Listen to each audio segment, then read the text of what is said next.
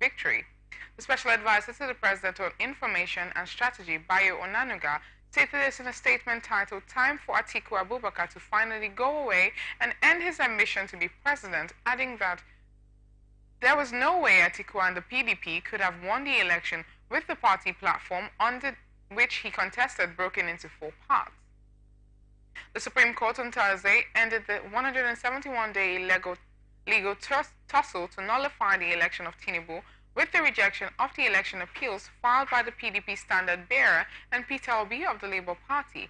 In the lead judgment delivered by the chairman of the 7-man panel, Justice Inyang Okoro, the Apex Court refused to consider the academic records of the president obtained from the Chicago State University, which Atiku sought to tender as fresh evidence to prove his allegation of certificate forgery against the ex-Lagos State governor. Public Accounts Committee of the House of Representatives has given the Chief Executive Officer of the Nigeria Communications Satellite Limited, Nigeria Upstream Petroleum Regulatory Commission, Nigeria Export Processing Zones Authority, as well as 3 others, 72-hour ultimatum to appear before it over various audit queries amounting to about 20.853 billion naira raised against the agencies by the Office of the Auditor General of the Federation. Other agencies affected by the order are the Rural Electrification Agency, Nigeria Export Promotion Council, and the Federal University of Petroleum Studies, Ephraim Delta State. The committee, chaired by Honorable Bamidele, representing PDP Oshun, gave the summons following the absence of the agencies at a sitting organized by the committee to address the audit, adding that 6 agencies are part of the 60 agencies listed in the first phase of audit investigation and scheduled to appear before the House Committee on Public Accounts to defend the queries issued against them. At the commencement of the hearing, the committee chairman lamented that the agencies due to appear before it refused to take advantage of the invitation to defend themselves concerning the audit queries against them and deliberately stayed away, while some members of the committee expressed dismay over the action of the agencies, describing it as total disregard for the parliament and the constitution of the land, which should be sanctioned in line with the powers of the parliament which created the agencies. Some of these agencies had been in the habit of treating invitations and summons by the Public Accounts Committee with contempt in the previous assembly.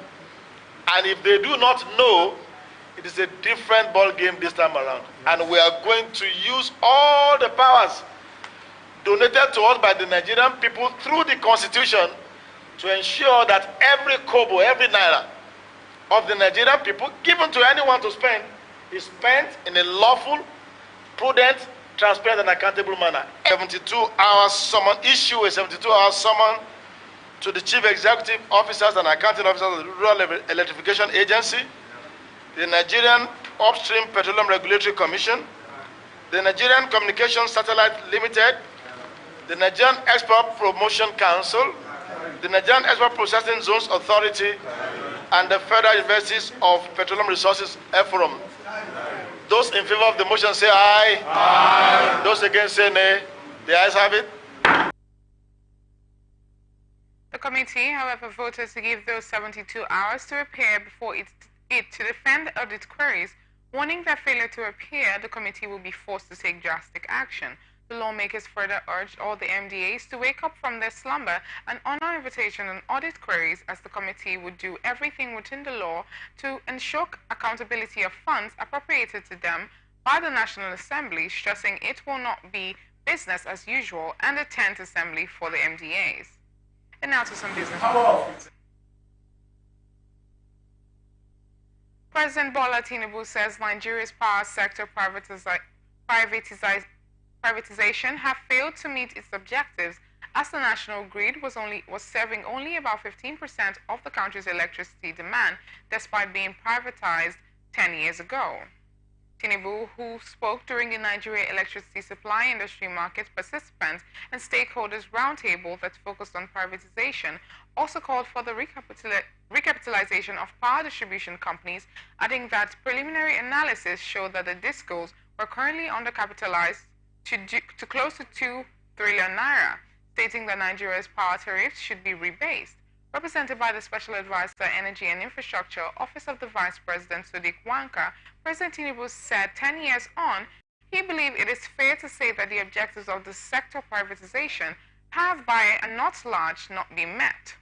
While over 90 million Nigerians lack access to electricity, he noted that in the short term, stakeholders in the sector must intensify efforts to address commercial issues and improve the investment attractiveness of the sector, stressing that the sector should have a clear plan to rebase tariffs to recognize the actual cost and loss levels of the entire value chain and allow for adequate investment cost recovery. Federal government has approved a 2.8 trillion naira supplementary budget for the 2023 fiscal year. The supplementary funding would fund urgent issues including national defense and security and also targeted at providing welfare packages for workers in Nigeria at large. The Minister of the Budget and Economic Planning, Abubakar Bagudu, disclosed the details of the funding at the end of this week's Federal Executive Council meeting President Bola Tinubu chaired at the Aso Rock Villa.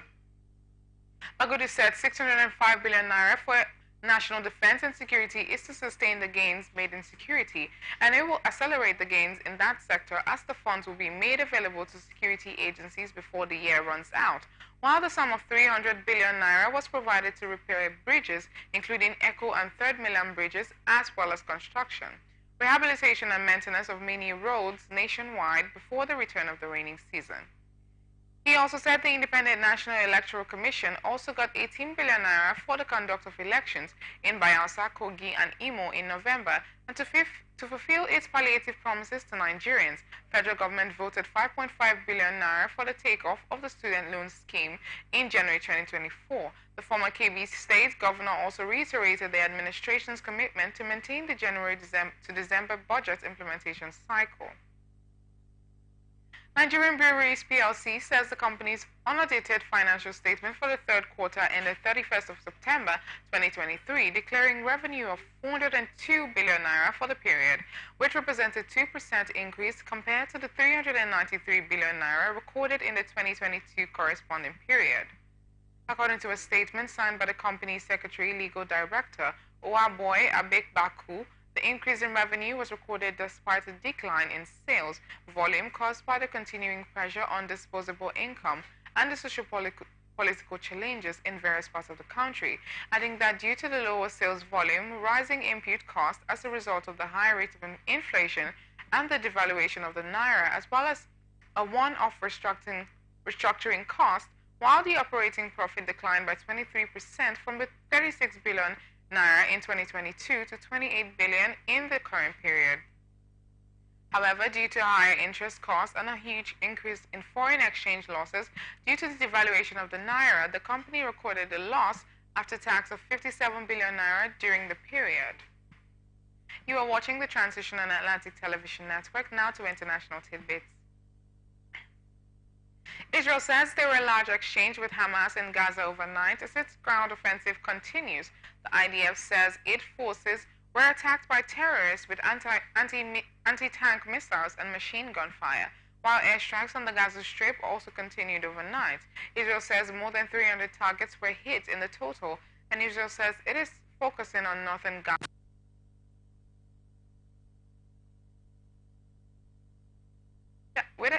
With anti-tank missiles and attacked ground troops with shells in southern Gaza. And on Monday night, Israel's Prime Minister Benjamin Netanyahu rejected calls for a ceasefire in Gaza, saying this is a time for war. Israel has been bombing Gaza since the 7th October Hamas attacks that killed 1,400 people and saw at least 239 people kidnapped as hostages, while the Hamas-run health ministry in Gaza says more than 8,000 people have been killed since Israel's retaliatory bombing began. The United States has dismissed as absurd claims by Russia that an anti-Israel riot at a Dagestan airport was organized by Ukraine and the West. Russian President Vladimir Putin said the incident had been part of an attempt to spread chaos in Russia. While hundreds stormed the Makhachkala airport ahead of the arrival of flights from Tel Aviv, Israel and many waved Palestinian flags and chanted anti-Semitic slogans. Dagestan, a constituent republic of Russia, has a majority Muslim population, and the incident is thought to have been sparked by anger over the conflict in Gaza, while security forces eventually brought the situation under control, and more than 60 people have since been arrested, and events in Makhachkala last night were instigated through social networks, not least from Ukraine, by the hands of agents in Western special services. Mr. Putin told the meeting of Russia's Security Council that those organizing the deadly chaos and who benefits from it, in his opinion, has already become obvious, adding that it is the current ruling elites of the US and their satellites who are the main beneficiaries of the world's instability. Now to entertainment. Wunmi, the widow of late Nigerian rapper Ilerioluwa Olademeji Aloba, aka Mohbad, says she is open to a DNA test on their son, Liam. This is coming after the controversial death of Mohbad, where a cross-section of Nigerians has been demanding for a DNA test on his son, Liam, to ascertain his true paternity.